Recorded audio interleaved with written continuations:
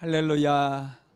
우리 옆 사람하고 인사 한번 합시다. 사랑합니다. 축복합니다. 사랑합니다. 축복합니다. 할렐루야. 오늘은 사도행전 46강입니다. 논쟁과 갈등을 잔잔하게 한 야고보, 이런 제목의 말씀입니다. 하나님은 유대인과 모든 이방인이 다 구원에 이르기를 원하십니다.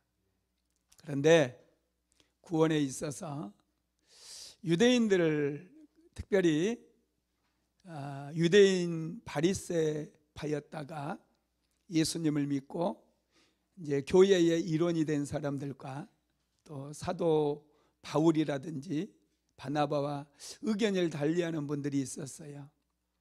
또 베드로도 마찬가지죠.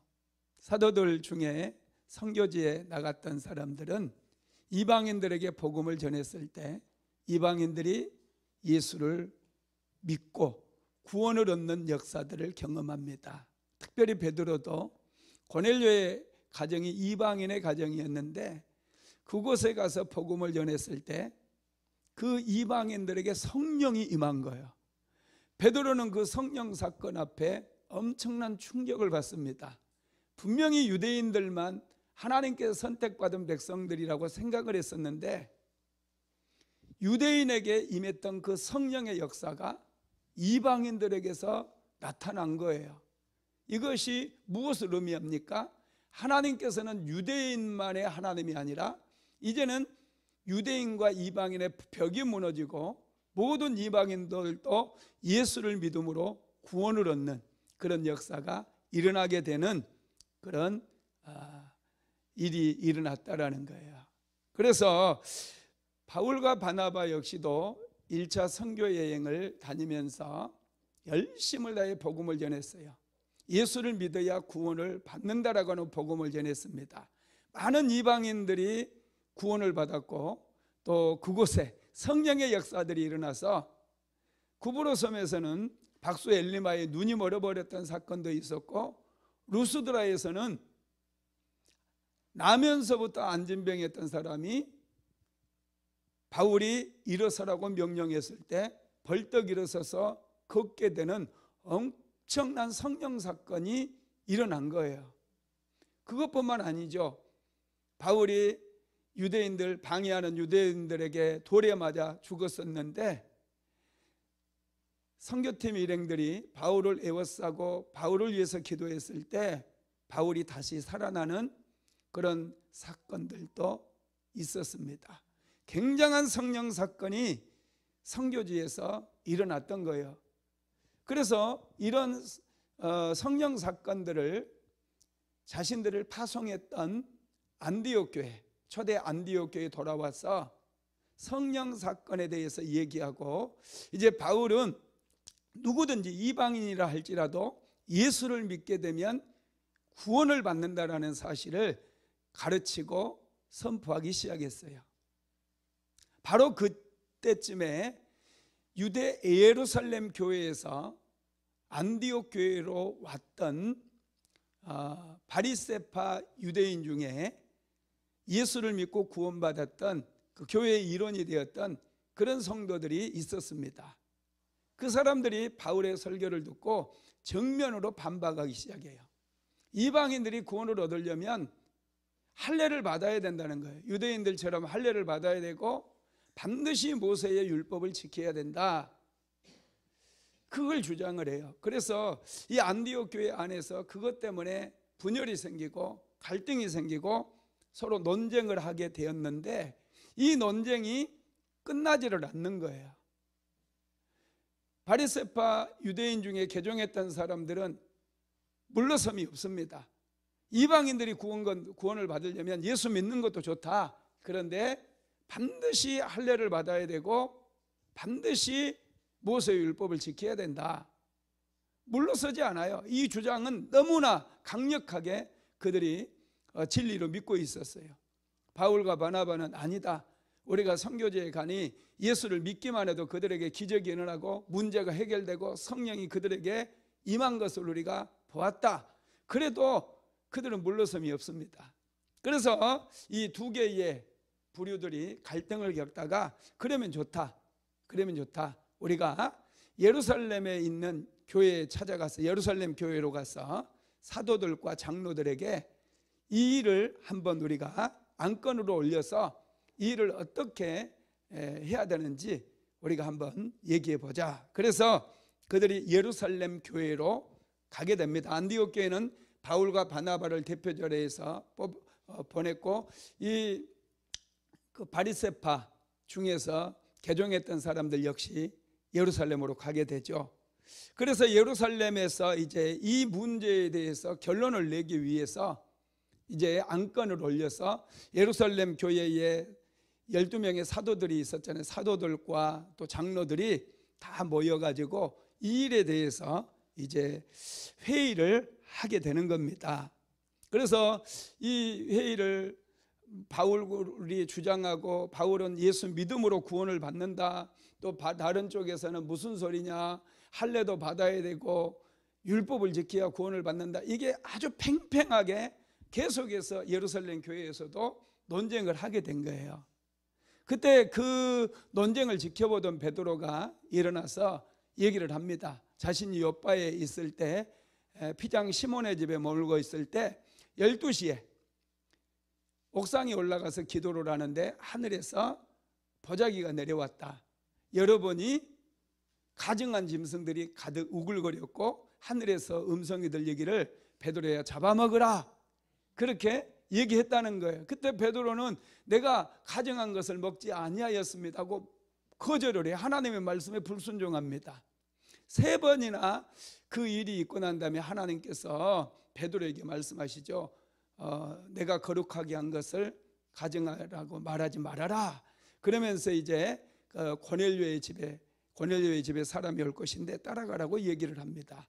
그리고 고넬료의 집에 가서 베드로가 말씀을 전하기를 시작하자 고넬료의 가정에 강력한 성령의 역사가 일어나서 그들에게 방언이 터지고 예언도 하고 뭐 그런 역사들이, 성령의 은사들이 많이 나타나는 그런 일이 있었다라는 거예요.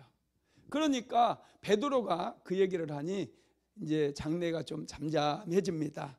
그래서 바울과 바나바 역시도 자기들이 선교지에서 일어났던 일을 다시 한번 더 얘기하죠. 그게 사도행전 15장 12절에 나와 있어요. 한번 같이 읽어봅시다. 시작.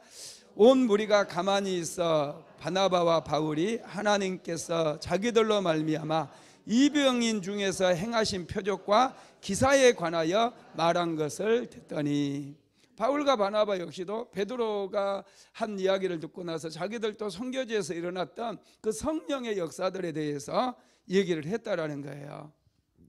이렇게 바울과 바나바의 얘기를 다 듣고 나서 이제 야고보라고 하는 사람이 일어나서 이 예루살렘 회의의 결론을 지어버려요. 결론에 대해서 얘기를 하는데, 자 13절 한번 읽어볼까요? 사도행전 15장 13절 시작. 말을 마침에 야고보가 대답하여 이르되 형제들아 내 말을 들으라.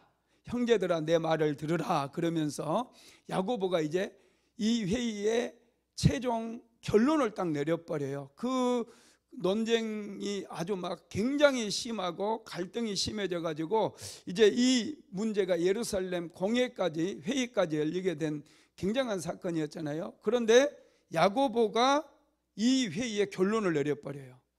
그러면 여러분, 이 야고보가 누구인가 궁금하지 않아요?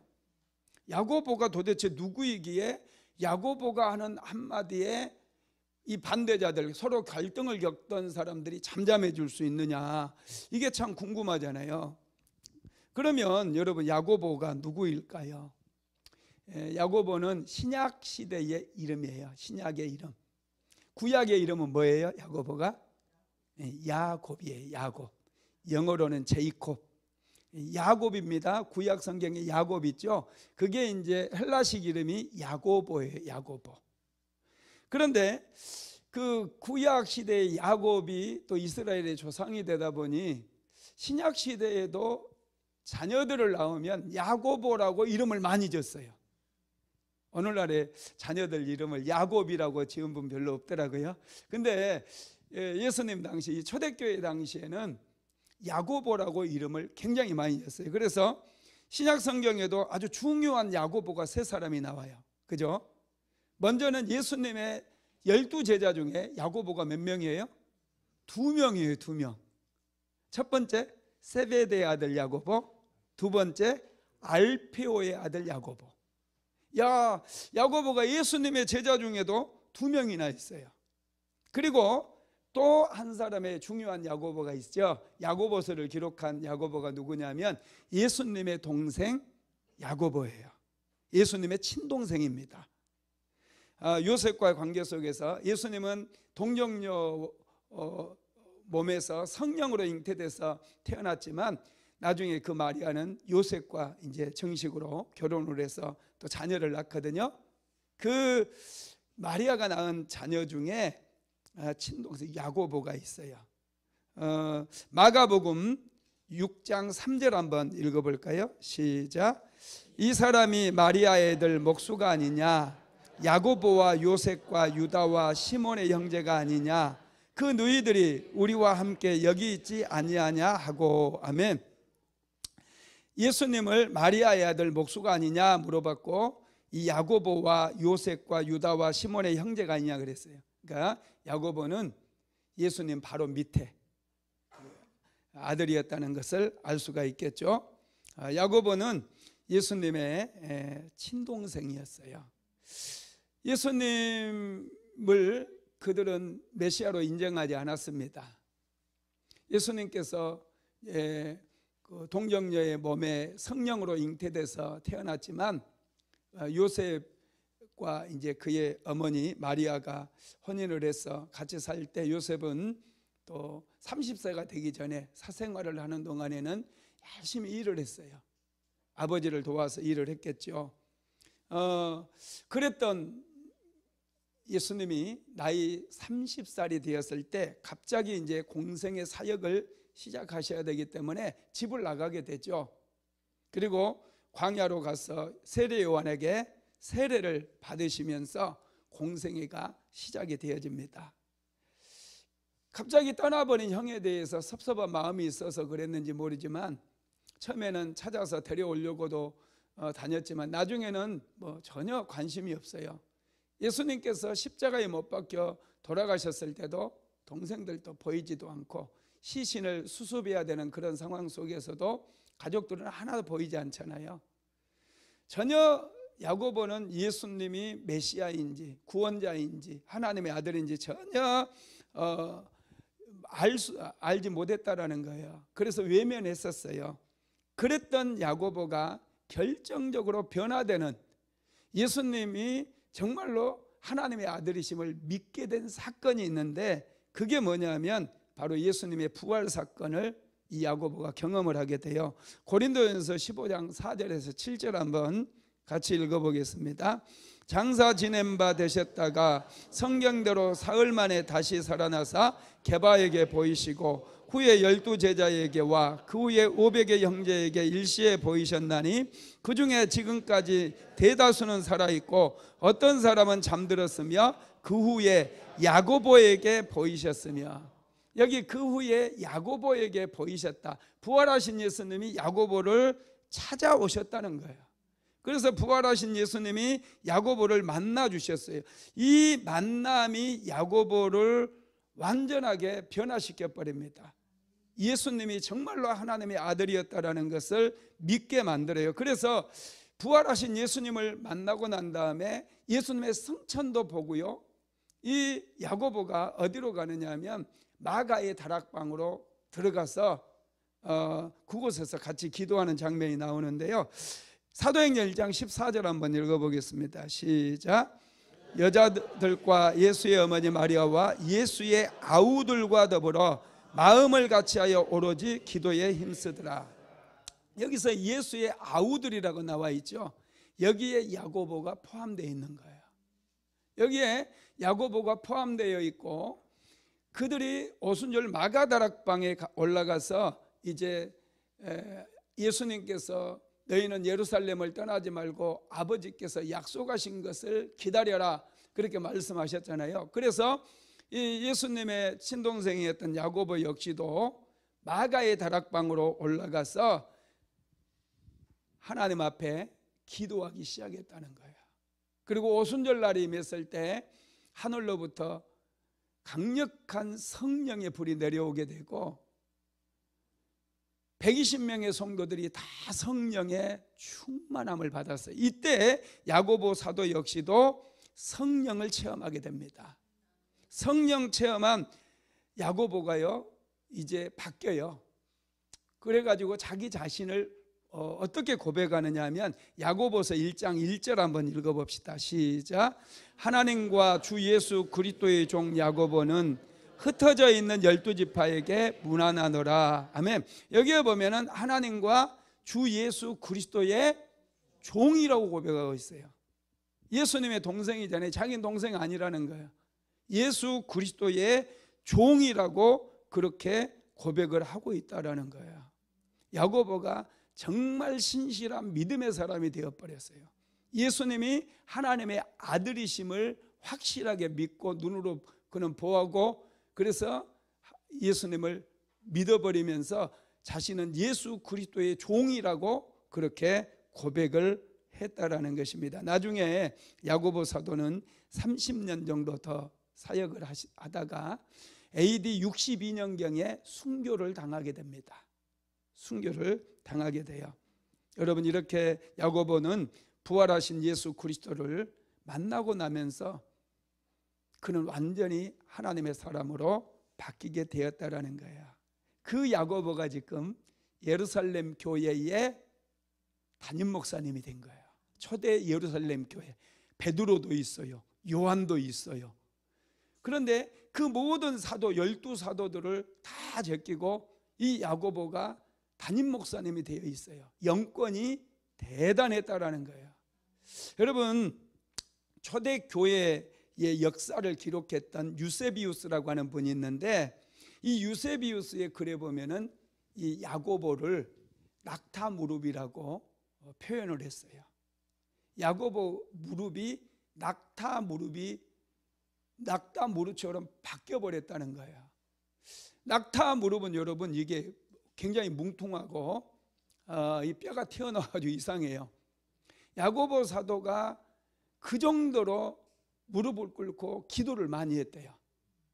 교회를 지키면서 끊임없이 무릎을 꿇고 하나님 앞에 기도했기 때문에 그 무릎이 낙타 무릎처럼 그렇게 바뀌었다는 거예요. 이렇게 기도하면서 초대교회를 어떻게 해서든지 바르게 세우고자 했던 그 사람이 야고보였어요. 그러다 보니 그렇게 서로 논쟁하고 갈등하고 막 싸우고 그랬던 사람들이 야고보가 일어나서 딱 말을 하니까 잠잠해져 버려요. 그래서 할례를 받아야 구원을 받느냐, 모세 율법을 지켜야 하느냐, 이방인들이 도대체 어떻게 해야 구원을 얻느냐, 그 문제로 그렇게 갈등하고 또 논쟁했던 이 사람들이 야고보의 변론이 딱 시작되니까 잠잠해졌을 뿐만 아니라 그 변론을 결론으로 채택을 하게 된다는 거예요. 야고보 사도가 그 정도로 영권이 있었어요. 낙타 무릎이 될 정도로 그는 늘 깨어서 하나님 앞에 기도했기 때문에 그렇습니다. 특별히 이 야고보 사도가 이제 결론을 얘기하는데요. 자, 그게 사도행전 15장 13절로 15절에 나옵니다. 같이 읽어봅시다. 시작. 말을 마침에 야고보가 대답하여 이르되 형제들아 내 말을 들으라. 하나님이 처음으로 이방인 중에서 자기 이름을 이할 백성을 취하시려고 그들을 돌보신 것을 시므온이 말하였으니 선지자들의 말씀이 이와 일치하도다. 아멘. 하나님께서 자기 이름을 위하여 이방인들을 선택했다는 거예요. 취했다는 거예요. 하나님께서 이방인들을 부르셨다는 거예요. 이방인들을 구원하기 위해서 하나님께서 계획하시고 그들을 선택하시고 그들을 부르셨다라는 거예요. 이건 사람의 사건, 바울이나 바나바나 베드로가 했던 그 사건이 아니라 하나님의 일이었고 하나님의 사건이었다는 거예요. 여러분, 그러면서 야고보가 참 지금까지는 바울이 선교주에 일어났던 간증을 얘기했고, 베드로도 고넬료의 가정에서 일어났던 그 성령 사건을 얘기했잖아요. 이것은 지극히 개인적인 사건이잖아요. 그런데 야고보 사도는 성경에도 굉장히 박식했던 사람 같아요. 그래서 야고보 사도는 개인의 어떤 간증도 중요하지만은 성경적인 근거가 필요하겠다 생각해가지고 성경적인 근거를 지시를 해요. 그게 이제 사도행전 15장 16절에서 18절까지 나오거든요. 한번 읽어볼까요? 시작. 이후에 내가 돌아와서 다윗의 무너진 장막을 다시 지으며 또 그 허물어진 것을 다시 지어 일으키리니 이는 그 남은 사람들과 내 이름으로 일컬음을 받는 모든 이방인들로 주를 찾게 하려 함이라 하셨으니, 즉 예로부터 이것을 알게 하시는 주의 말씀이라 한가 같으니라. 아멘. 여기에 보면 이 말씀은 아모스서 9장 11절로 12절을 인용한 말씀이에요. 야고보 사도가 지금 아모스서에 그 예언되어 있는 그 말씀까지도 꿰고 있었다는 거예요. 그래서 그 말씀을 정확하게 찾아가지고 지금 하나님께서 이후에 내가 돌아와서 다윗의 무너진 장막을 다시 지으며 또 그 허물어진 것을 다시 지어 일으키리니 이는 그 남은 자들과 내 이름으로 일컬음을 받은 모든 이방인들로 주를 찾게 하려 함이라. 이 말씀을 인용을 해가지고 그 논쟁하고 있는 그 사람들 앞에 성경적인 근거를 딱 들이대는 거예요. 이건 단지 지금 우리에게 나타난 베드로의 간증만이 아니고 바울의 간증만이 아니라 구약 성경의 선지자들의 글을 통해서 하나님께서 이렇게 될 것이라고 예언을 했다라는 거예요. 그러니 뭐 이제 더 이상 어떻게 더 이상 논박할 수가 없는 거죠. 반박을 할 수가 없는 거예요. 그래서 이제 잠잠해지는데요. 이 아모스서 9장 11절로 12절 한번 또 읽어볼까요? 시작. 그날에 내가 다윗의 무너진 장막을 일으키고 그것들의 틈을 막으며 그 허물어진 것을 일으켜서 옛적과 같이 세우고 그들이 에돔의 남은 자와 내 이름으로 일컫는 만국을 기업으로 얻게 하리라. 이 일을 행하시는 여호와의 말씀이니라. 아멘.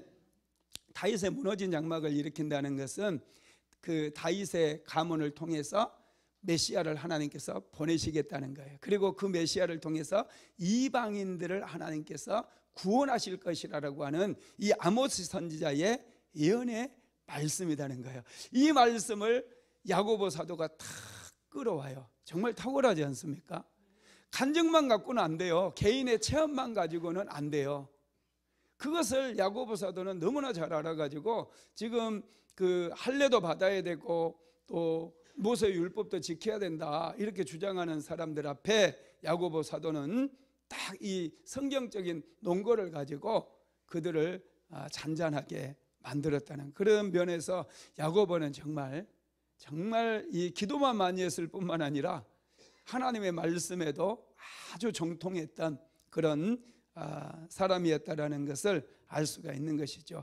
야고보 사도는요, 야고보는 이 말씀에 근거해서 이 두 가지의 결정을 내려요. 그게 이제 19절에서 20절까지 나와 있는데 한번 같이 읽어봅시다. 그러므로 내 의견에는 이방인 중에서 하나님께로 돌아오는 자들을 괴롭게 하지 말고 다만 우상에 더러운 것과 음행과 목매에 죽은 것과 피를 멀리하라고 편지하는 것이 옳으니. 아멘. 구원받은 이방인들에게 유대인의 전통을 강요하지 말라는 거예요. 할례를 강요하지 말라.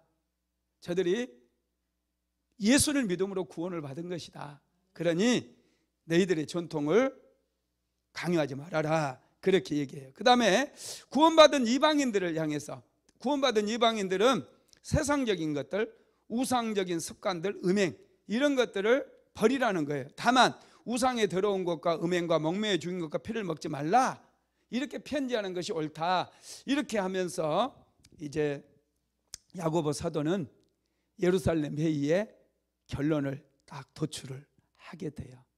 야고보 사도는 정말 예수님의 동생이었지만은 나중에 예수를 믿게 되었고 성령 받고 난 이후에 정말 놀랍게 영적인 거장으로 변했다라는 것을 우리가 알 수가 있습니다. 그러면서 이제 그리스도인이 버려야 될, 예수 믿는 사람들, 이방인인지 유대인인지 예수 믿는 사람들이 버려야 될 이 습관에 대해서 얘기하는데요. 총 4가지를 얘기해요. 근데 저는 이제 3가지로 묶었는데요.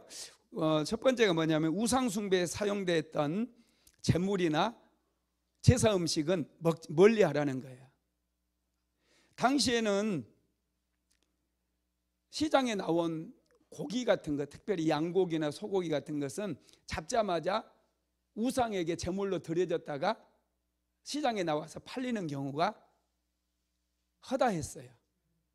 그러다 보니 사람들이 제물로 드려진 고기를 가끔 좀 더 쌌거든요. 그러다 보니 그걸 먹는 경우가 많았는데 야고보 사도는 그것을 제물로 드려진 거 먹지 말라고 그랬거든요. 사도행전 15장 20절 같이 읽어봅시다.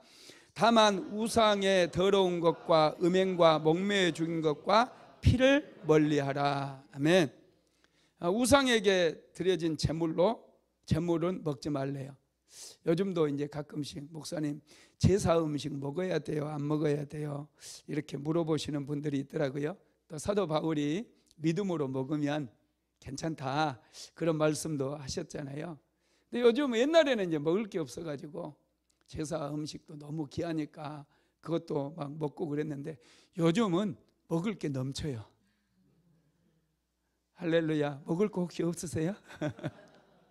가정마다 뭐 냉장고에 먹을 게 많이 쌓여 있잖아요. 먹을 게 그렇게 많은데 굳이 제사 음식 먹을 필요 있을까요? 먹지 마세요.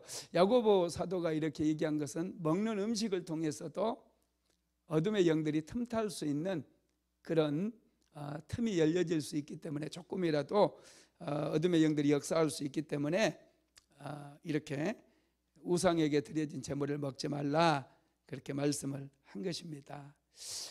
요즘은 또 이 말씀도요, 이 먹는 거에 대해서 우리가 좀 적용해 볼 수 있어요.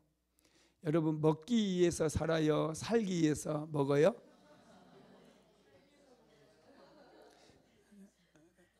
살기 위해서 먹죠.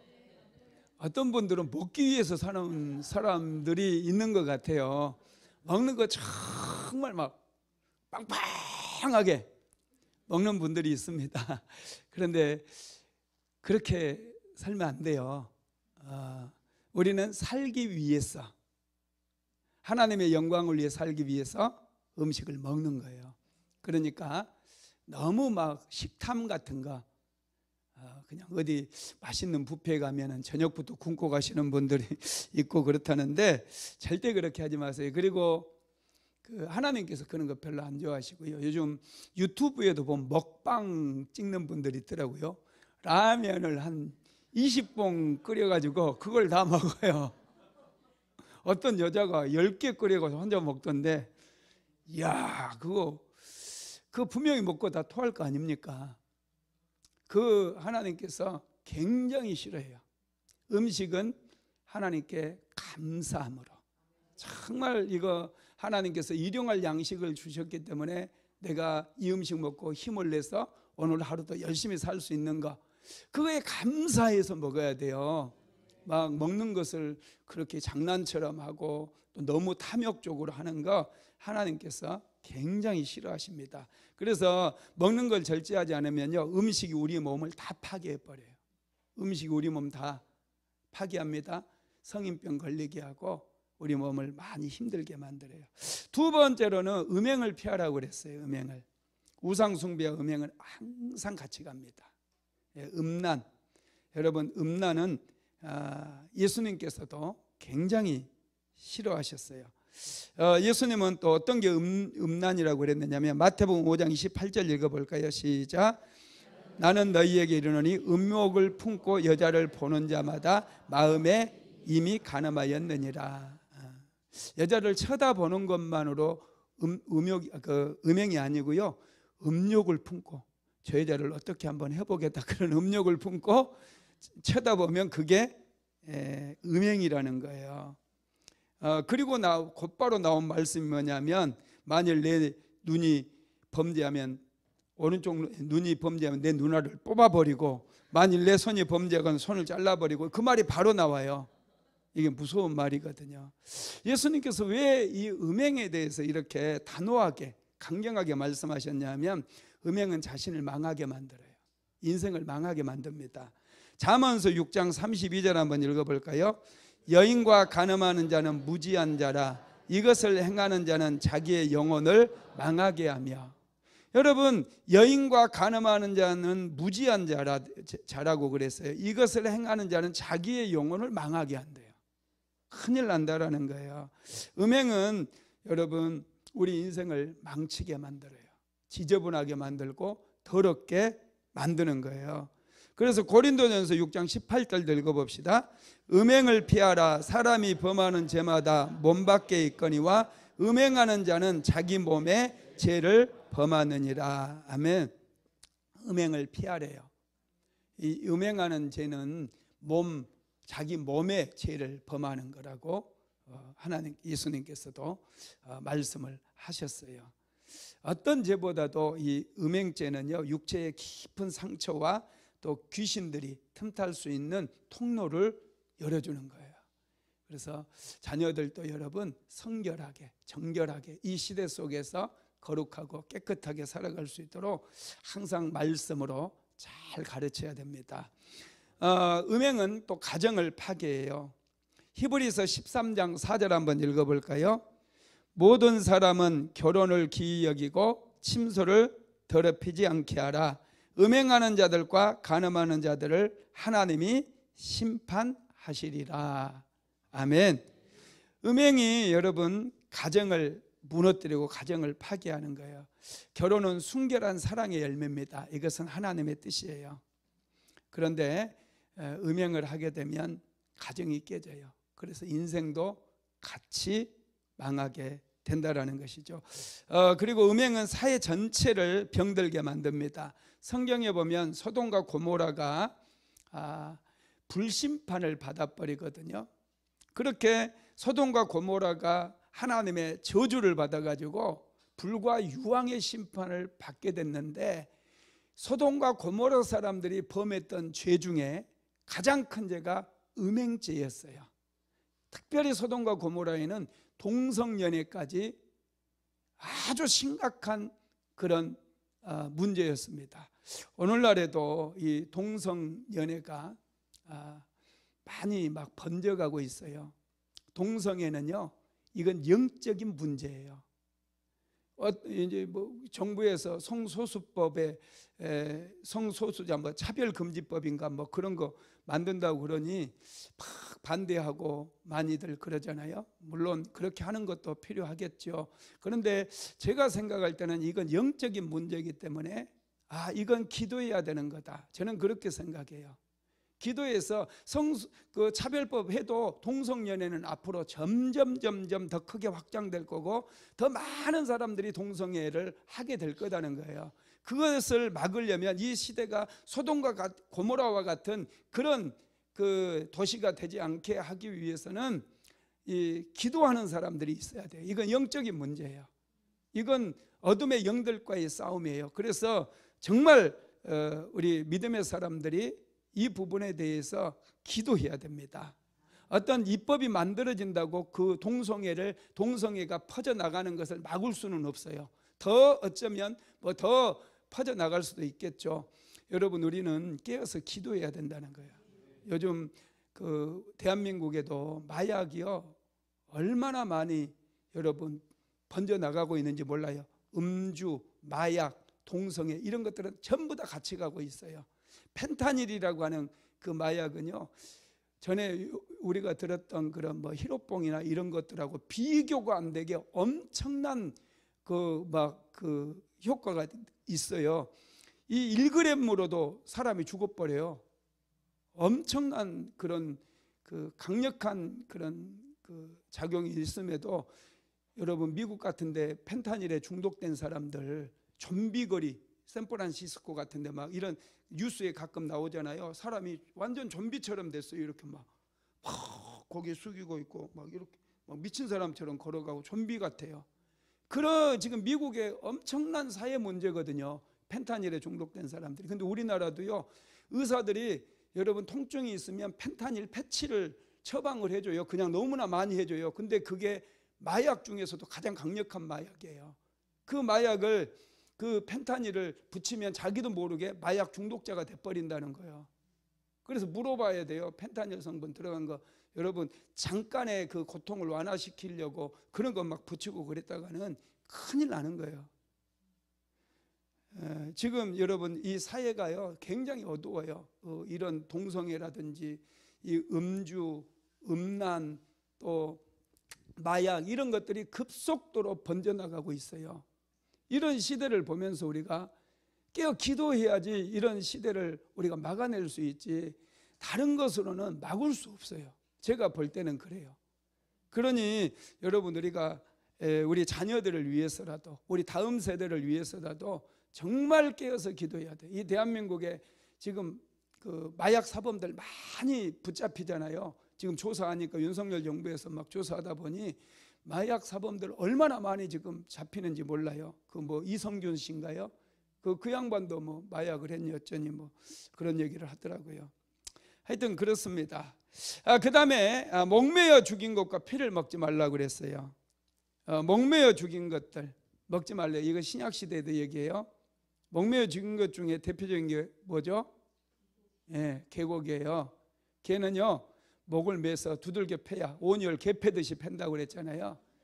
패야 맛있다고, 육질이 부드럽다고 그렇게 목매어서 피를 흘리지 않게 해가지고 먹어요. 그래서 웬만하면 여름에 개고기 좋다고 많이들 드시고 그러는데, 여러분 그게요 개가 엄청나게 화가 나는 거, 두들겨 맞으면서 화가 나가지고 막 온몸에 독소가 딱 퍼지는 거, 그거 먹으니까 일시적으로 그 막 스태미나가 생기는 것 같고 몸이 좋아지는 것 같은데 결국은 그게 독인 거예요. 독. 화가 나가지고 아드레날린을 엄청나게 분출해서 그게 여러분 엄청난 독이에요. 그래서 개고기 좋아하는 사람 빨리 죽어요.